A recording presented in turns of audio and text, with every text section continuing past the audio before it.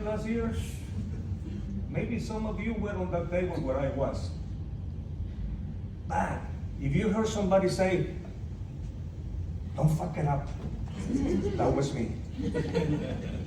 Because this lady here, my wife, she makes sure that every time I go to a hospital, she tells me, behave, behave.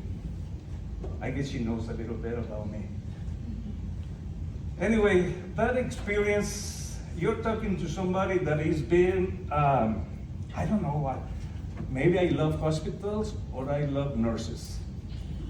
I don't know, but there's something about my life with the hospitals. I have 3 heart attacks, right? 3 heart attacks. I have a pacemaker, you can see it right here. I had operations on my hands. I have an operation on my head. I had some kidney stones in my kidneys. By the way, believe it or not, I'm one of those guys. I have 3 kidneys. And I just found out 3 years ago, right?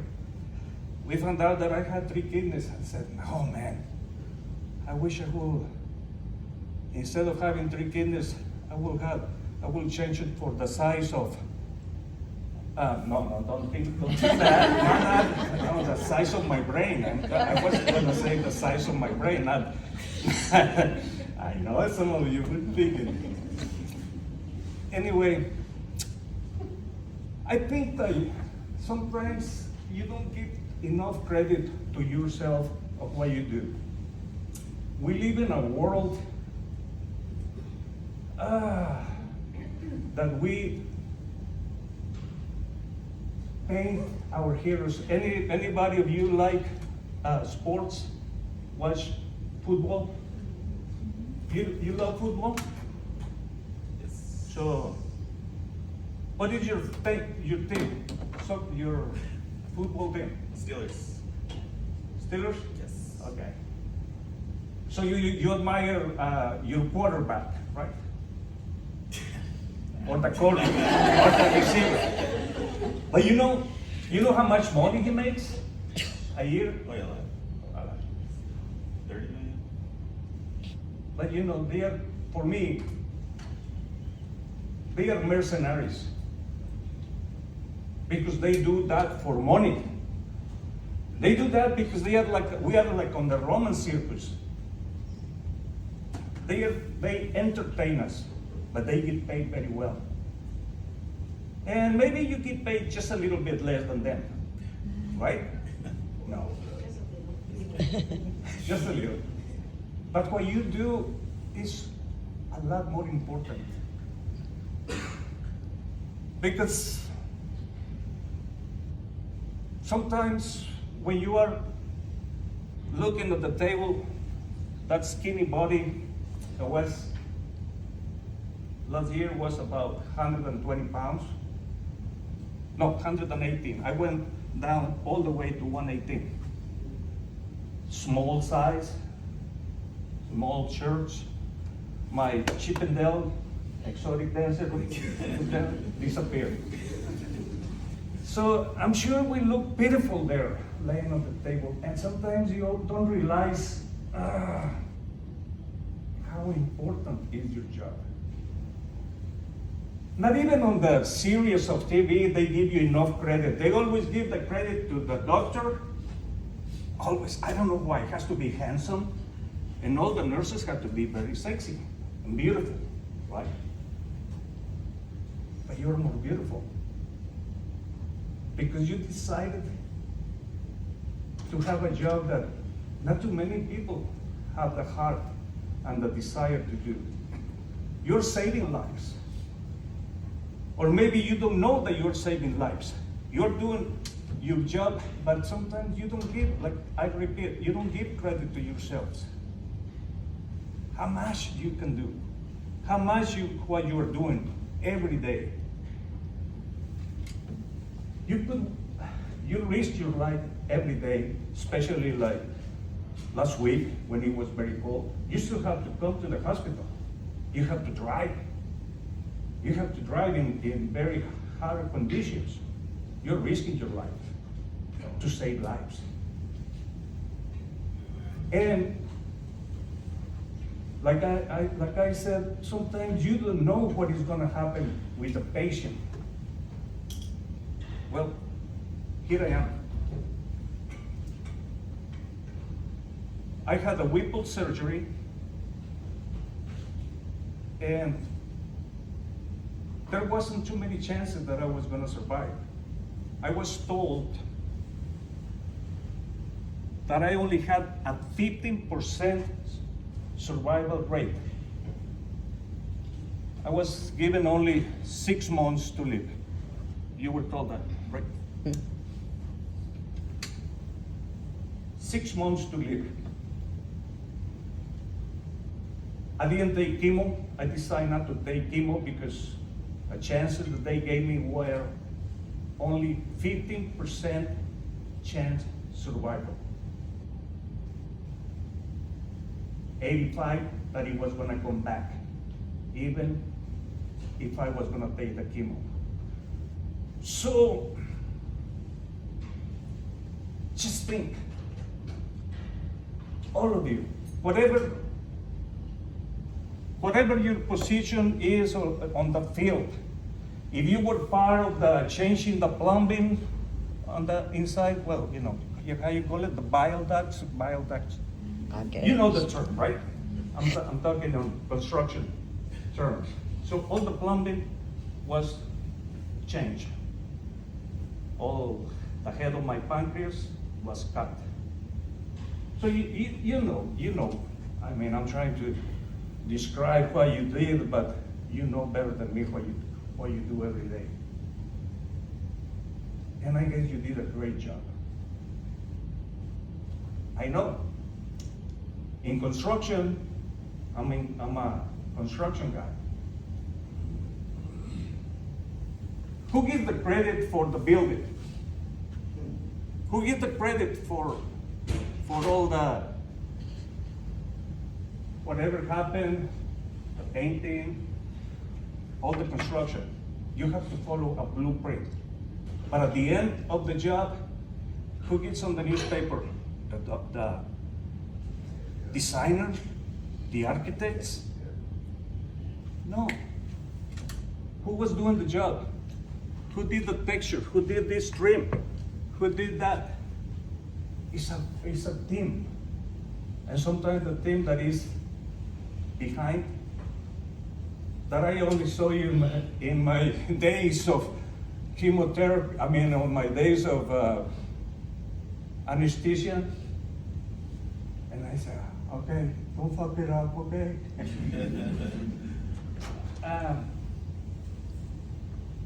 And you were doing, the job that you did is something very important. Because you were part of a team. You were part of where a quarterback is the doctor, and you are the corners, or you're the defense, and you're part of that team. Or like in construction, somebody hung the sheetrock, somebody did the trim, somebody did the ceiling tile. So either one of you, the one that was handling the pliers or the knife or the pipes or whatever, or putting a little clamp in here and there, helping the guy, whoever was with a sponge, trying to dry all my blood. Because I bled a lot. I bled a lot. I guess 6 pins or I something? think you did 3 rounds of blood. Okay. She knows more than me. I have to depend on her. So, give yourself a lot of credit because you are part of a very important job. Every little mistake that any of you will do will reflect on the quarterback, that is the doctor or the assistant. So, And the patient. the what? And the patient. Yeah. If they make mistakes, it reflects to the patient. See that? You know what I have? That is- I'm just trying to help you move along. He's not a natural speaker. I mean, he's just flying off the cuff, okay? Well, I'll put it to you this way. You did such a great job He's still here for his 5 kids and 9 grandkids. that I'm still a pain in the ass. Yeah, You did a that great too. job, I'm still a pain in the ass for my wife. After saying goodbye to my 3 kids, because, Your 3 sons. I had to get up from my chair from the table, from the chair on the kitchen table. I had to get up with both hands like this, and I was walking like Biden, And I started kind of liking it too much, being in the shower.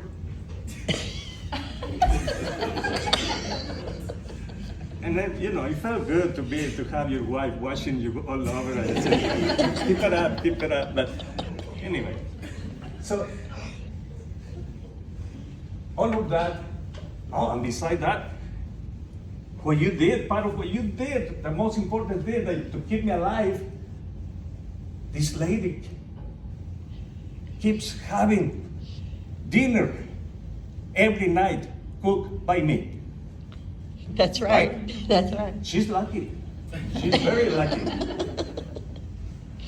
So,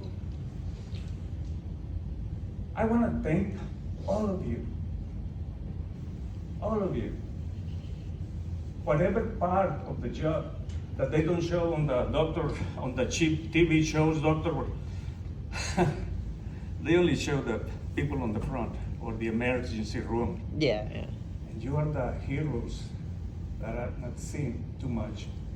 Like I say, we only see you for a little bit.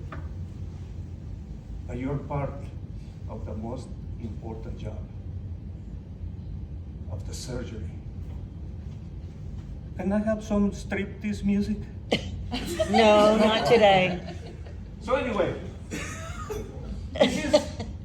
this is what you are part of. And Dr. Osman did this beautiful surgery. You want me to dance a little? Those days are gone. Those days are gone. Don't let him lie to you. They're not. So,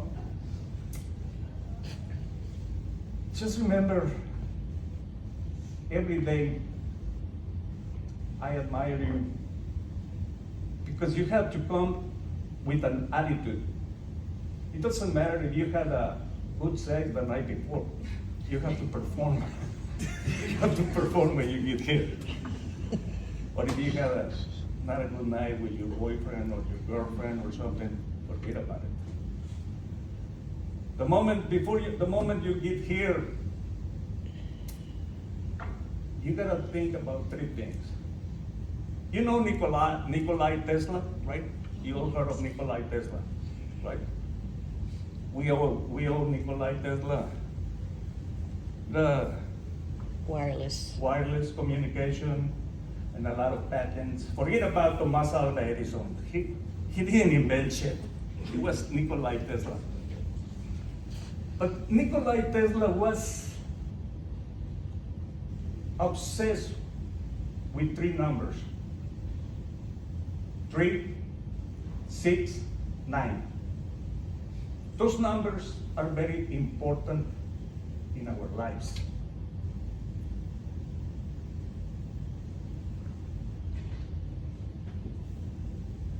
Energy, frequency, and vibration. When you have good thoughts, when you have positive thinking, when you have, okay, this day is gonna be a good day for me. This day I'm going to perform my best of whatever I do. So, the first thing, when you have positive thoughts about yourself, that's energy. Positive energy leads to number 6. Good frequency, high frequency. And the result of positive energy, good high frequency, he gives you good vibrations.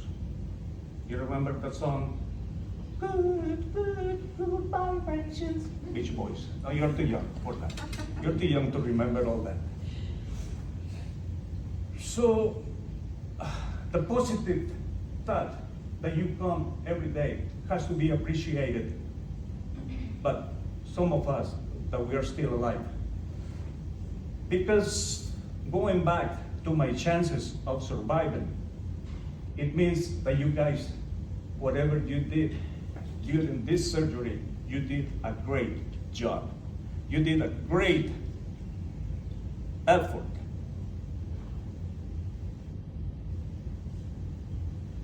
And the doctor did his part. But he couldn't do it. He wasn't going to be able to do it himself. He had to depend on all of you. And you are a very important part of that team. So, I don't know what else I can tell you, except that I don't admire sport people. I don't have no admirations because they make a lot of money. I admire people like you that save lives. So just think every day, whatever you're doing, how important it is in the life that you're going to see it only for a few hours, maybe depends how long the surgery is going to take. You're going to see it and just have a positive thing. I hope this guy is going to make it. Even though maybe the guy is an asshole, that's your job, to save lives. Even if the guy is like rude or something, or maybe, yeah, like an asshole like me, you know. So every day of your lives, you don't have to give applause to each other, but you can compliment each other how good you are, because you depend on each other. If you make a mistake, it's going to reflect on the next person or the other person, the other assistant. So remember, you are working in a team and you are very important. And then comes the compliment. Then comes the funny part, the recovery. Oh yeah, I'm gonna get high. Give me some more painkillers. And the nurses come and they say, are you in pain? Give me a number. 10. I'm in 10. I'm in 10. So, and then reality comes. When you get out, they take your pills away. Oh, and it comes the other funny part, being in the recovery after this surgery. I never knew that I was gonna get applause and yay! When I was asked, did you pass gas already? No. Did you pass gas? No, not yet. Finally, when I had my first fart, I had to tell the nurse, you know what? I farted. Good, yeah. Ah man, I thought I was gonna get a lollipop or a diploma or something. Then I had wonderful nurses and very tough nurses. I remember one, Esther. Oh, she was tough, but she was good.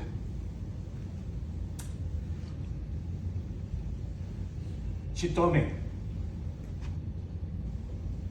have you peed? After she took my, how you call catheter? The catheter? Catheter. She pulled it out, okay, and went, oh, okay. And she said, I need you to pee. Okay, I'll try. So she come back every half hour. Have you peed? No. Have you peed? No.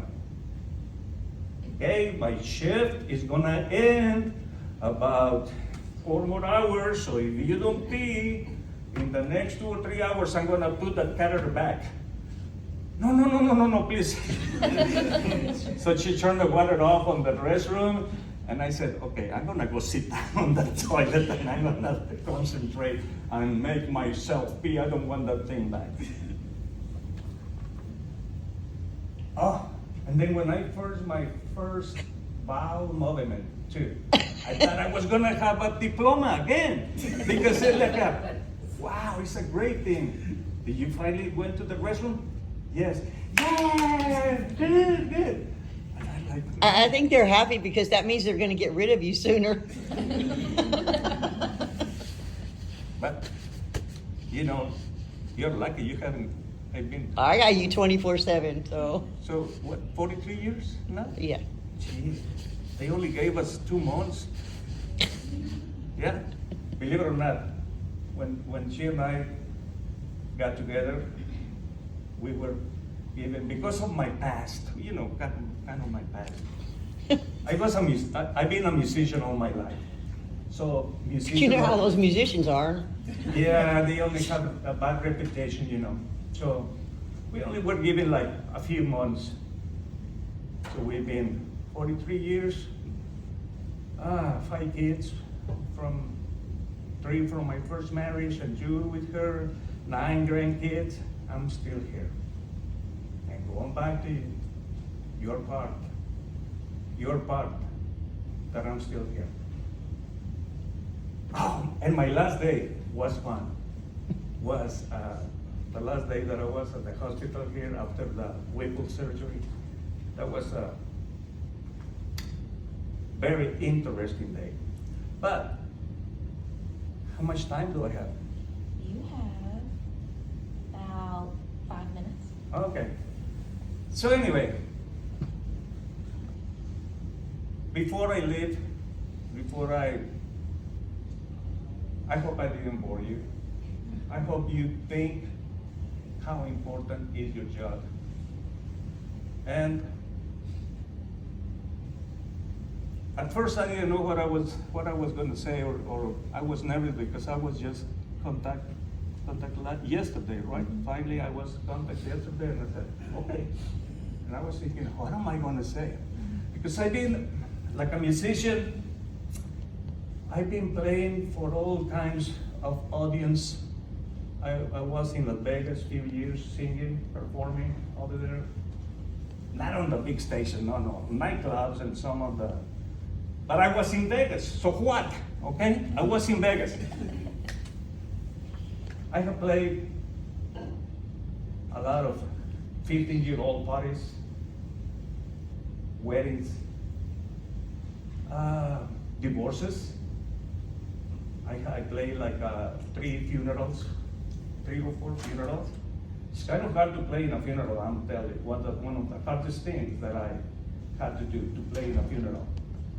And a birthday party for a Mercedes-Benz. Yes, believe it or not, I played for an eccentric lady.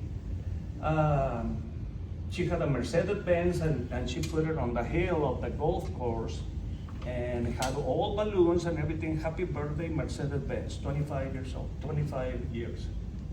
I played for the birthdays of dogs.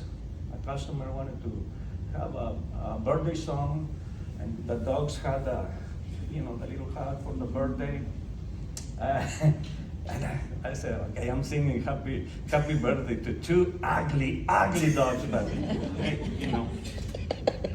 And then a few years in Colorado, I played for the kindergarten on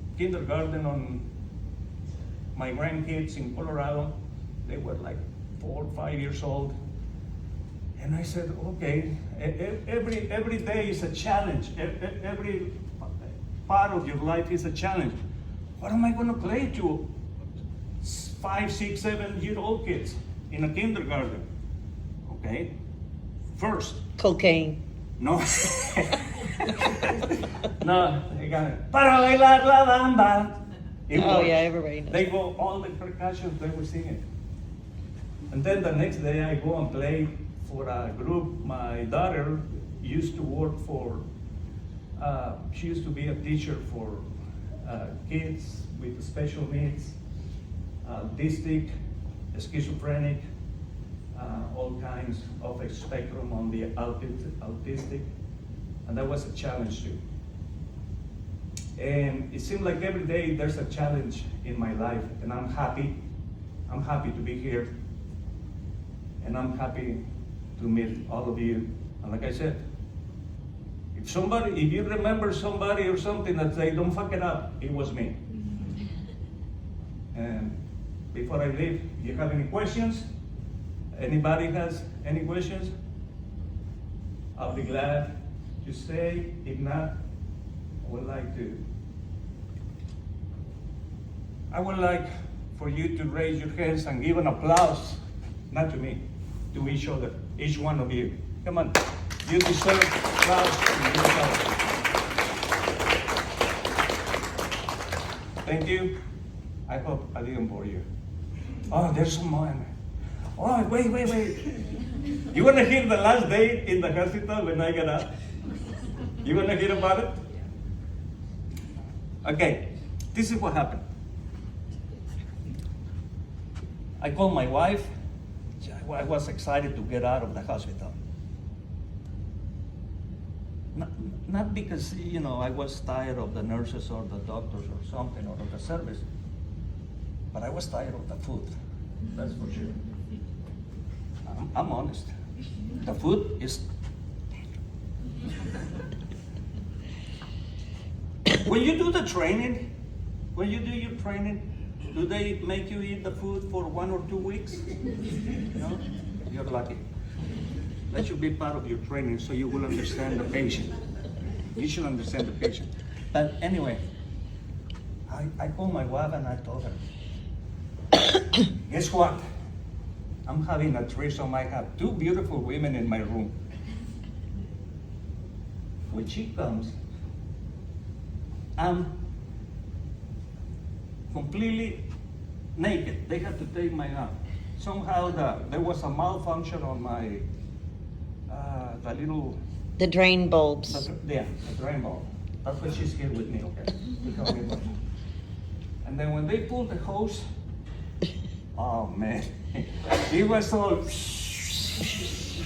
It was shooting all over the everything. room. There was a malfunction from maybe 1 or 2 nights before. And I am like, okay, my wife comes inside and then there I am, completely naked, and there's Esther and another girl washing me all over and everything. And I told myself, Jesse Rocha, look at you. You look beautiful, you son of a bitch. Anyway, that was my last day at the hospital. It was fun. And thank all of you, or whoever it was that night, a year and a month ago. My name is Jesse Rocha, and I'm still alive. And you had a lot to do with it. And part of my 369, my huevos, my ganas, and Dr. Chingon. I call him Dr. Chingon. Anybody speak Spanish? No? You understand? You understand that word? Chingon. Okay. So Dr. Chingon and I think his assistant was Mr. King Kong. Mr. Kong. I mean, I call him Mr. King Kong. You know Mr. Kong, right? Yeah, let me tell you about Kong. I was about to be done. But they keep getting younger and younger. All these nurses and all these technicians, they keep younger and younger. Don't fall asleep. I'll be done pretty soon. Anyway, Dr. shows up at my room, and I thought he was a student. He was one of those past students. And he told me, "I'm Dr. Kong." I said, "Like King Kong?" Yes. And I said, "Can I see your ID?" "You look too young, man. You look like you're still in high school." But I guess I was in painkillers. But anyway, thank you, all of you. My name is Jesse Rocha. I'm part of your skills. Thank you.